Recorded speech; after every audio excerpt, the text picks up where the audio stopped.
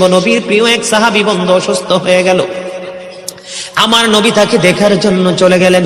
যাওয়ার পরে এবার ওই সাহাবী ডাক দিয়া বলতেছি, ইয়া রাসূলুল্লাহ, ইয়া হাবিবাল্লাহ, নবী গো, ও প্রাণের নবী, আমার যত সম্পদ আমি সব আল্লাহর পথে খরচ করে দিব। আল্লাহু আকবার। কি করে দিব? আমি সব সম্পত্তি আল্লাহর পথে আমি খরচ করে ফেলবো। এবার আমার নবী বললেন, না না, তুমি সম্পত্তি খরচ করতে হবে না, কারণ তোমার সন্তানগুলো তুমি মৃত্যুবরণ করার পরে অন্যের কাছে হাত পাতবে, এটা কখনোই করা যাবে না।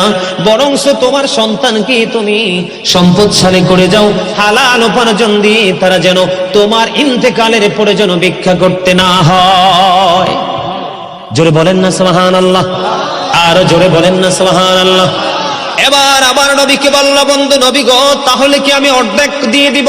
নবী বললেন, না না, অর্ধেক দেওয়ার প্রয়োজন নেই, তোমার সন্তানের জন্য তুমি রাখো। তারপরে বলল, ইয়া রাসূলুল্লাহ, তাহলে কি আমি 3 ভাগের 1 ভাগ দান করব? তারপরে নবী তাকে সম্মতি দিয়েছে।